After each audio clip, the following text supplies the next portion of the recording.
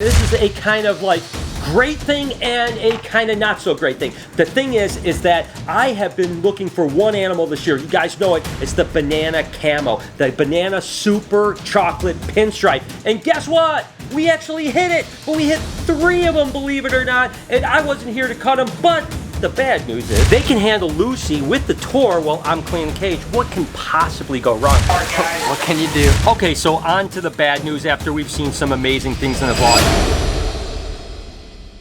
Hey, good morning everybody and welcome to the vlog. I hope the start of your day is absolutely incredible. I am just back from my trip and I'm going to be honest with you, as soon as I came in, I got some really terrible news that I'll share with you guys in a little bit, but I don't want to start the vlog that way, so just stay tuned for that. In the meantime, I do have to clean some of Lucy's big turds. I mean, she definitely turned herself up. The good news is she didn't do it in her water, so that's at least a bonus, but I do have to get in there and do that. But first, I actually want to start with some baby ball pythons I hatched that are absolutely ridiculous. And I tell you what, there are some rippers in here. This was actually a Cinnamon bred to a banana enchi pin, and we have a couple just kind of normally things. I'll start off really first. Of course, this is just a pinstripe ball python, you know, just a normal pinstripe ball python, a normal ball python, which I always think is funny. Of course, this is the Cinny right here, which are really cool. I've loved Cinny since the beginning. We brought in some of the very first ones, and I think they're absolutely incredible. And then now we get into a couple snakes that are pretty absolutely phenomenal. This, of course, is a banana enchi Woma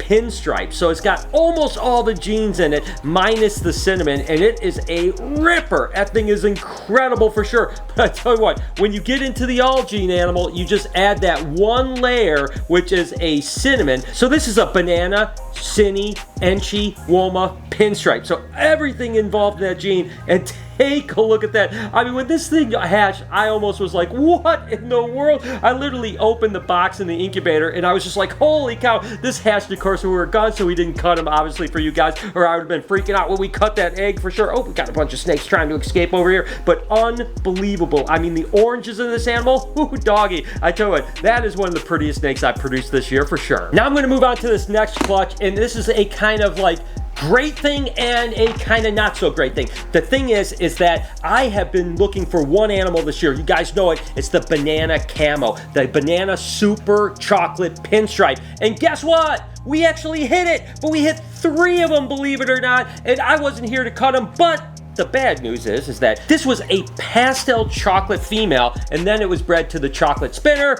And guess what? All 3 of the banana camos are pastels, and here they are, the 3 banana camo pastels right here. Now the downside is the pastel actually takes the purple away, so they're more faded. I had this envision of having this almost purple banana ball python, and I think that every one of them, as a matter of fact, I know every one of these guys is actually a pastel. And I think when you take the pastel out, which we hopefully can hit, we have 1 or 2 more clutches coming, we will see a much more purple animal. So well, I'm super excited because we did hit our animal.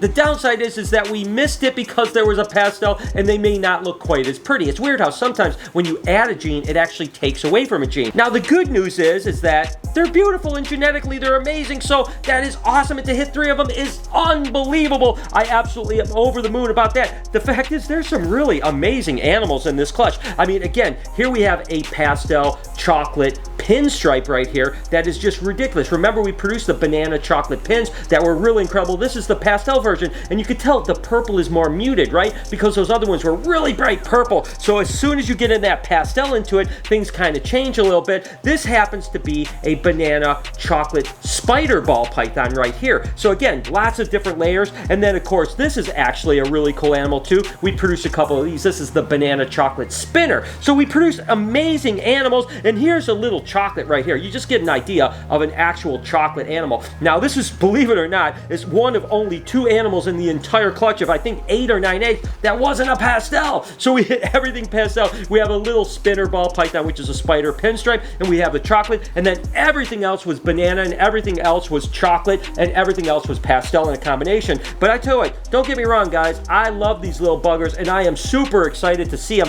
This is what I've been dreaming about for the last 3 or 4 years. I just wish they weren't pastel. So anyways, good luck and bad luck at the same time. So I listened to a lot of your comments about what we should do with the anaconda and where it should go and what should come back. So we're gonna go ahead and bring Snaz back, put him back over here. We're gonna go ahead and pull Sunfire, the beautiful retic that is up in the corner over there. We're gonna pull her, bring her over to BHB. We're also gonna take Ricky, put Ricky over at BHB. So he just destroyed his cage, has a big old shed. So I needed to clean his cage anyway. So I'm gonna go ahead and pull him. Then I'm gonna take Sunrise, who's getting a little bit big for her cage right here. So I'm gonna take her, put her in Ricky's cage. Then I'm gonna bring the Doomeral's boa over here. We call him Breadloaf, by the way. And that should kind of round out getting some changes over here at the Reptarium. So I've got my work cut out for me, getting Ricky, Sunfire next door, cleaning everything up, switching things around, getting Snaz back over, Sunrise over here, and Breadloaf over. So, okay, let's go ahead and get started.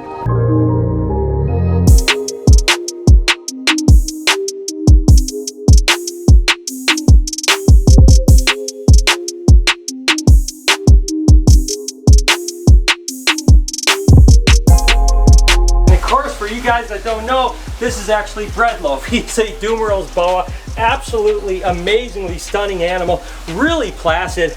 Typically Doomeral's boas are, but he's really good. He's been over in quarantine at BHB for, gosh, I don't know, 60, 80 days, something like that. Finally, through handling, also just keeping a real close eye on him, we feel like it's time to get him over here. So it'd be pretty cool to get him on this side so some people can come in and see a big Doomeral's boa now. So, all right, buddy, let's see if you like your new cage. This is all cleaned out and ready to roll. There you go, bud. Just one more cool addition to the Reptarium. Gosh, that animal is so awesome. And I think he's gonna really love his cage. So, okay, when we switch things around a little bit, I end up putting Sunrise in Snaz's old cage because after all, Snaz probably isn't gonna get that much bigger and Sunrise will, so I decided to give her the larger cage. So Snaz is actually gonna go where Ricky was, so I gotta clean that cage out and get that all kind of disinfected so I can bring Snaz back over.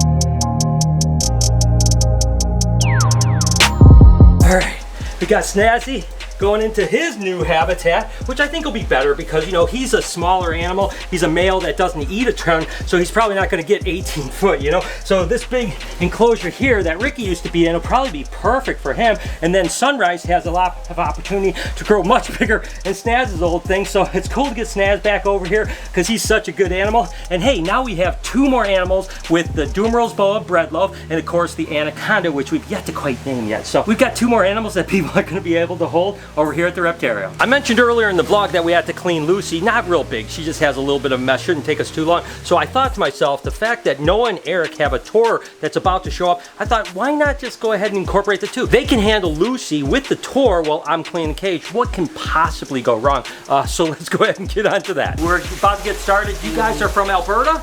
Yep. Oh my God, nice. Awesome, Ooh. Sweet Canada. All right, so this is the deal. It's totally up to you, but we have never done this before, but I have to clean Lucy really quick. If you guys would like to help with Noah and Eric, I'll take Lucy out. You guys can just kind of mess with her for a minute before as I clean. Shouldn't take long, but I wanted to leave it up to you. Oh yeah. Okay, we just have to sign the release in case you die. Yeah. No. Okay, let's go ahead. Let's get started. Okay, you guys can jump in and do whatever you want to do. Yeah, you want to pick her up? Is that crazy or what? Oh, there it goes. Yep, watch your toes, watch your toes. Watch your toes. Okay. Well, Noah. yep. Well, you guys can take her over to the dry area. Sorry, guys.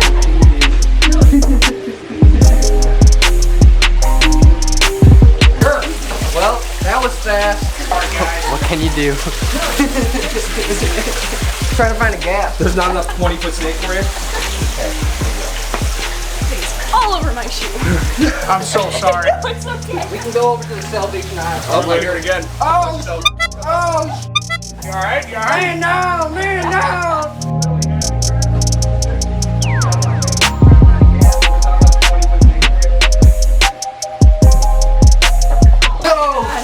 No, not on the Jordans. Not on the J's. She's like, It's everywhere.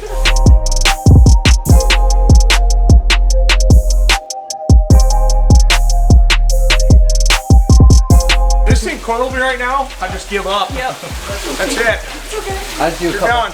I'll crush my breath out of myself for you. That's Yeah. I think those guys are struggling a little bit out there. I definitely got the easier part of this job. Okay, let's go. These are my best shoes. You can your white J's, great. keep fine. Keep fine. Oh, thank God. Good job, guys. Sweet. Yeah. Worth the price of admission right I there. know. Yeah. Hey, look at that's a special tour right there. Okay. She did good. Let's move on to the next thing.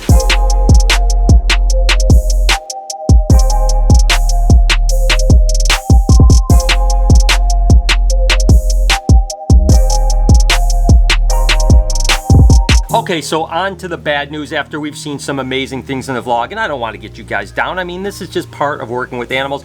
Remember when I was so excited about that orange snake that hatched from this pinstripe female that I've been working on for like 15 plus years? Now, this is not only an adorable little tiny ball python that I absolutely love, but this has an amazing story behind it. And that's right, this little monkey hatched out, and it's the exact same thing that happened all those years ago. Well, when I came back, one of the first things I wanted to do is check on it because I thought it may have shed, and I wanted to see how it was going to look after it was out of shed, and it literally passed away. It didn't make it. So remember I told you guys the story about how I produced the 2 previous times, that there were 2 other siblings in the egg that didn't make it out of the egg, and then Kev McCurley and Ted Lassicola also produced them and they all passed away. This was the one that looked like it was healthy, going well. I thought for sure this is going to be the one that made it.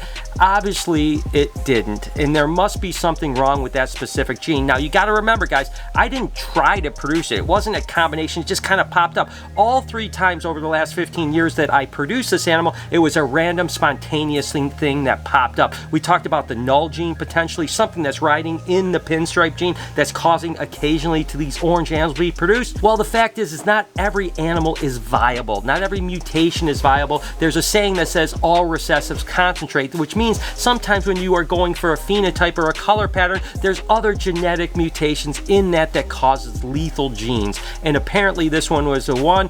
I don't know what happened. Literally, Mary said in the morning she checked on it. It was drinking water, doing fine. She checked on it in the afternoon and it had passed away. So I don't mean to bum you guys out, and certainly I am devastated by it. But the truth is this is just kind of how it works. When I saw it in the egg, I didn't think any of the 3 were going to hatch. And so the one hatched and lived for 5 or 6 days. It was awesome. And I had tons of anticipation that it was going to grow up and be amazing.